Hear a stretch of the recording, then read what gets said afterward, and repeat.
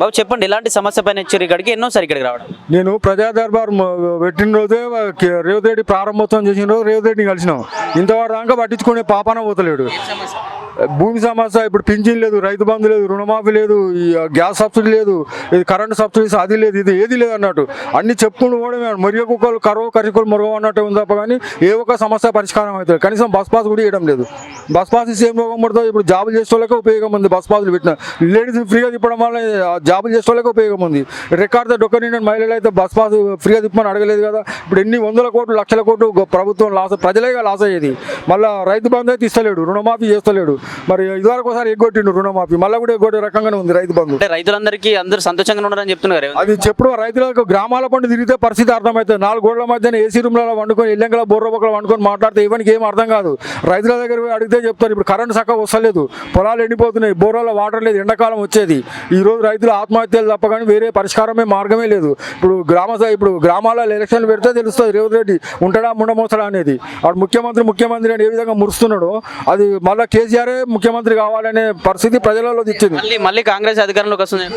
జన్మల కాంగ్రెస్ అధికారంలో రాదని చెప్పేసి ప్రజల మధ్యనే చర్చ జరుగుతుంది, రైతుల మధ్యన. ఎందుకంటే రేవంత్ రెడ్డికి ఒకసారి ముఖ్యమంత్రి పదవి ఇస్తే కేసీఆర్ కంటే మంచి పరిపాలన సాగిస్తాడు అనుకుంటే అంత మొదనాష్ట పరిపాలన తీసుకొచ్చిండు. రైతు బంధు లేదు, రుణమాఫీ లేదు, ఏది లేదు, అంత తలకా నొప్పి అయిపోయింది. మాకు తుంటెత్తేసి ముద్దెత్తుకుంది అన్నట్టు ఉంది అది రేవంత్ రెడ్డి కేసీఆర్ మధ్యన పరిస్థితి.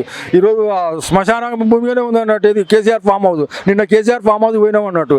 అడిగి పోతే కనీసం మాట లేదు, మర్యాద లేదు, ఏది లేదు అన్నట్టు. కనీసం తాత నీళ్ళు కూడా చేయరు అన్నట్టు. మొత్తం ఎండ అక్కడ. కేసీఆర్ తోటి కలిసి మాట్లాడదామని నేను ఎమ్మెల్సీ కర్ణ ప్రభాకర్ నా బండి మీద డ్రైవర్, నేను మావోయిస్ట్ అన్నట్టు. మావోయిస్టులు అధికారంలోకి వచ్చేంత వరకు వేరే మార్గమే లేదు అన్నట్టు. వాళ్ళని కుక్కలం కాల్చినట్టు కాల్చుతుంటే మావోయిస్టులకు అధికారం ఏ రకంగా వస్తుంది? మావోయిస్టులలో కూడా లోపాలు ఉన్నాయి, లోపాలు ఉన్నాయి. వాటిని సరిదిద్దుకుంటే వాళ్ళ చేతులకు అధికారం వస్తుంది. వాళ్ళు వడ్డీ లేని రుణాలు ఇచ్చారు. రేవంత్ రెడ్డి శాతం కదా మావోయిస్టులు వడ్డీ లేని రుణాలు ఇచ్చారు. రేవంత్ రెడ్డి ఇస్తారు రైతులకు వడ్డీ లేని రుణాలు. ఈ రోజు లక్షల రూపాయల జీతం ఉంటుంది. జాబ్ చేసే జేబు దొంగలు రోజు ₹1,00,000 లంచం తీసుకుంటారు. అవినీతి రాజ్యం వెళ్తుంది కాబట్టి మేము ఇల్లు కొన్నాం, ₹1,00,000 పెట్టి ఇల్లు కొన్నాం. దానికి ఇంటి నెంబర్ లేదు, దానికి 20-30 పెట్టినాం. నల్ల కలెక్షన్ లేదు, దానికి 20-30 పెట్టినాం. అసలు గ్యాస్ సబ్సిడీ లేదు, రుణమాఫీ లేదు, ఏది లేదు అన్నాడు. 2 lakhs వరకు రుణమాఫీ అయిపోయిందని చెప్తున్నారు. కాలేదు. ఇప్పుడు నాది 1,50,000 తీసుకున్నారు, 3 లక్షలు అయిపోయింది. దాంట్లో 2,50,000 కడితే మాఫీ చేస్తా అంటాడు అండర్ సెటిల్మెంట్ కింద. ఆ 2 లక్షలు ఇస్తే 50,000 మిగులుతాయి. రేవంత్ రెడ్డి ఇస్తే వాడు ఇచ్చే పరిస్థితి లేదు. రేవంత్ రెడ్డి చచ్చిపోయాక ఈ సమస్య. వాళ్ళు ఏమంటున్నారంటే కాంగ్రెస్ వాళ్ళు ఇంతకుముందు కేసీఆర్ అప్పులు చేసి పెండు మాకు ప్రజలకు ఏదైనా సంక్షేమ పథకాలు ఇవ్వాలంటే ఇబ్బంది అవుతుందని చెప్తాను. అదంతా ఏం లేదు, జనాలను మోసం చేయడం అన్నట్టు. ఎంతసేపు మోసపోతారు జనాలు? ఇప్పుడు మోసపోరు, ఇదివరకు ఒకసారి మోసపోయారు కదా. ఇక వచ్చే గ్రామ పంచాయతీ ఎలక్షన్లలో చెప్తారు అన్నట్టు ఇక కేసీఆర్ మంచోడా రేవంత్ రెడ్డి మంచోడా అన్న తీర్పు అయితే తలకా ఉంచాలి కదా, రేవంత్ రెడ్డి తలగా దించాలి కదా. కేసీఆర్ చెప్పేదంటే నేను తల నరుకుంటా అంటే ఆయన చేసిన తప్పుడు 500 ఎకరాలకు ఇచ్చిండు కేసీఆర్ రైతు బంధు. 5 ఎకరాలకు ఇస్తేందుకు రేవంత్ రెడ్డికి ఏం తలకా నొప్పి ఉన్నది? ఇప్పుడు అవన్నీ వీళ్ళు తినని కానీ అన్ని కుంభకోణాలే అన్నాడు కాంగ్రెస్. ఇప్పుడు చంద్రబాబు కాంగ్రెస్, కేసీఆర్ది కాంగ్రెస్, అంతా కాంగ్రెస్ లెక్కలు వచ్చిన ముండగొడుకులే. ఒక్కడు చక్కగా లేడు, ఒక్కడు సంసారి కాదు. కుక్కతో వంకరు ఉంటుంది, చక్కగా ఉంటారు, చక్కగా పట్టుకొని చూపిస్తే చక్కగా ఉంటుంది, వదిలిపెడితే వంకరు ఉంటుంది. కేసీఆర్ పరిపాలన అట్నే ఉంది, రేవంత్ రెడ్డి పరిపాలన అట్నే ఉంది అన్నట్టు.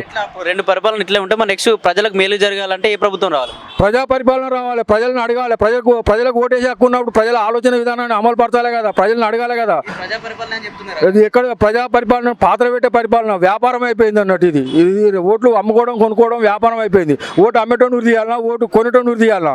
ఆ సమస్య పరిష్కారం అయ్యేంతవరకు ఇది దొంగ నోట్ల దొంగ ఓట్ల రాజ్యమే. ఇది దొంగ పరిపాలన. ఇది మావోయిస్టుల ఆలోచన విధానమే కరెక్ట్ అన్నట్టు. ఈ తెలంగాణలో మావోయిస్టులు ఎందుకు అధికారంలోకి రాలేదంటే వాళ్ళు ఉండే లోపాలు కోపాలు పాపాల వల్లనే రాలేదు. ఈరోజు తెలంగాణలో మావోయిస్ట్ పార్టీ తెలంగాణలో పుట్టింది కదా. ఈరోజు దేశవ్యాప్తంగా అభివృద్ధి చెందితే తెలంగాణ విముక్తి ఎందుకు కాలేదు? ఈరోజు తెలంగాణ కంచుకోట మావోయిస్ట్ పార్టీకి. ఇప్పుడు ఆ కంచుకోటను ఎవరు కాంగ్రెస్ వాళ్ళు ఇటు టీఆర్ఎస్ వాళ్ళు అక్కడ ఇది చంద్రబాబు నాయుడు రాజశేఖర రెడ్డి ఏం చేసారు? చర్చలతోటి రాజశేఖర రెడ్డి ఏ విధంగా ఆగం చేసిండు. మావోయిస్టులకు ఒక అవగాహన లేదు, ఆర్థిక సమానత్వం తెలియదు. అమరవీరుల త్యాగం చెదరని స్వప్నం అన్నట్టు. కాబట్టి ఆర్థిక సమానత్వం రావాలి, ఆధునిక సమాజం కావాలన్నట్టు. ఈ తుపాకులతోటి తూటాలు వస్తాయి తప్ప కానీ రక్తంతో తడుతున్నారు భూమిని, తూటాలతోటి దున్నుతున్నారు, తుపాకులతోటి దున్ని తూటాల పంట పండిస్తున్నారు. ఇది పోలీసు రాజ్యం కాబట్టి పోలీసు రాజ్యానికి సమాధి కట్టాలి, ప్రజాస్వామ్యానికి పునాది వేయాలి. చివరిగా రేవంత్ రెడ్డి గారికి మీరు ఏం చెప్పాలి? రేవంత్ రెడ్డి చెప్పదలుచుకుంది ఏంటంటే ఇప్పుడు గతంలో చేసిన తప్పులు మొత్తం సరిదిద్దుకునే లేని పరిస్థితి తీసుకొచ్చింది. ఇదివరదాకా సంవత్సరం పరిపాలన తప్పులను సరిదిద్దుకునేందుకు అవకాశం ఇచ్చారు ప్రజలు. ఇప్పుడు ఇచ్చే పరిస్థితి లేదు, ప్రజల ఓపిక నశించింది. కాబట్టి రేపు గ్రామ పంచాయతీ ఎలక్షన్లలో మొత్తం కాంగ్రెస్ పునాదులతో పెగిలిపోతుంది అన్నట్టు. దానికి పునాది లేక సమాధి అవుతుంది. టీఆర్ఎస్ ఏ విధంగా అయిపోయిందో టీఆర్ఎస్ కంటే ఘోరంగా కాంగ్రెస్ పరిపాలన పరిస్థితి వస్తుంది అనేది ఇది రేపు మేము బచ్చినా కానీ జనాలకు అర్థమవుతుందని ఈ సోషల్ మీడియా ద్వారా ప్రజలకు హెచ్చరిస్తున్నాం.